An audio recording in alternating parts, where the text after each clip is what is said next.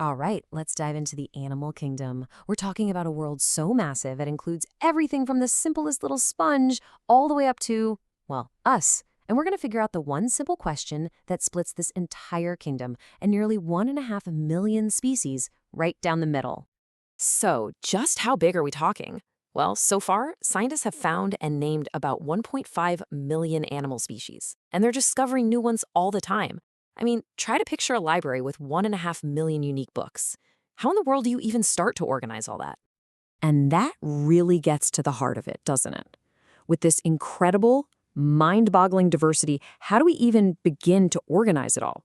How do we understand the relationships between all these different creatures? We obviously need a system. The best way to think about that system is like a gigantic library. If you want to find anything, you need a catalog, right? A way of organizing all the shelves so you know exactly where everything belongs. And in biology, we have something just like it. It's called taxonomy. This is basically the science that acts as our card catalog for that whole library of life. It's the official rule book for how we name living things, describe what makes them unique, and, most importantly, how we sort them into an organized, structured hierarchy.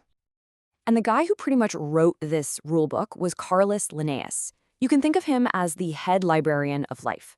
He gave us a couple of really crucial tools. First, that simple two-part scientific name, that's binomial nomenclature, like Homo sapiens for us humans. And second, he created the hierarchical filing system we still use today, starting broad with kingdom and getting more and more specific all the way down to species. Okay, so we've got our system. Where do we make the first biggest cut? Well, the first and most fundamental way to sort the entire animal kingdom is to ask one really simple question. Does it have a backbone? This slide really lays it all out. On one side, you've got the invertebrates, all the animals without a backbone. And here's the thing that might blow your mind. They make up more than 95% of all animal species. They fill up 8 of the 9 major phyla, which are these huge biological groups.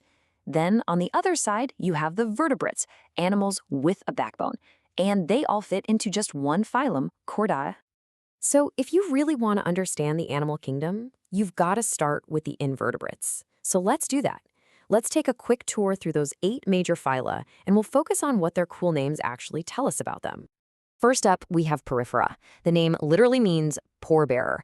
And yep, these are the sponges, about the simplest multicellular animals you can find. Their entire body is just designed around these tiny little pores, which they use to filter everything they need, oxygen, food, straight from the water. Next is Cnidaria, which roughly translates to stinging creature. This group is where you find jellyfish and corals, and their claim to fame is a super specialized stinging cell called a cnidocyte. Seriously, it's like a tiny spring-loaded harpoon they use for everything from self-defense to catching their dinner. Pretty cool. Moving on, we have phylum Platyhelminthes. This one's easy. Platy means flat, and helminth means worm. So these are the flatworms, like tapeworms. The name tells you pretty much everything you need to know. Then there's Nematoda, which means thread-like. These guys are the roundworms, and unlike their flat cousins, they've got a simple, unsegmented body that's basically a tube, kind of like a piece of thread. Now for phylum Annelida, and that name means little ring. Just think of an earthworm. Its body isn't smooth, right? It's made up of a whole series of repeating ring-like segments. That segmentation is their signature move. And here we have the undisputed champions of the animal kingdom, Arthropoda, or jointed foot. This group is so gigantic it accounts for over 80% of all known animal species. We're talking insects, spiders, crabs, you name it. Their incredible success comes down to 2 key features: a tough, protective exoskeleton and those super adaptable jointed legs. The runner-up for the biggest phylum is Mollusca, which just means soft.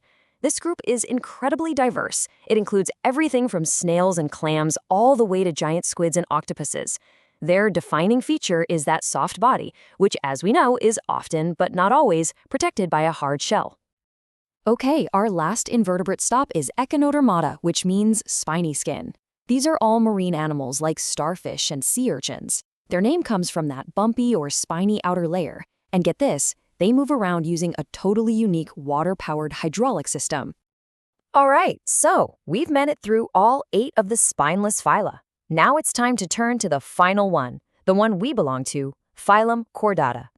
This is the blueprint for all animals with backbones.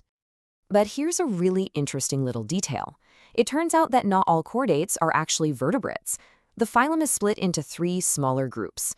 2 of them are actually simple marine animals that have this flexible rod-like thing called a notochord for support, but they never grow a real backbone. It's only in that 3rd subphylum, Vertebrata, that the notochord gets replaced by the bony spinal column that we're all familiar with. Okay, now we're on home turf. Within that Vertebrata subphylum, life just exploded into this incredible array of different forms. So scientists organized them into 7 distinct classes. Let's walk through them.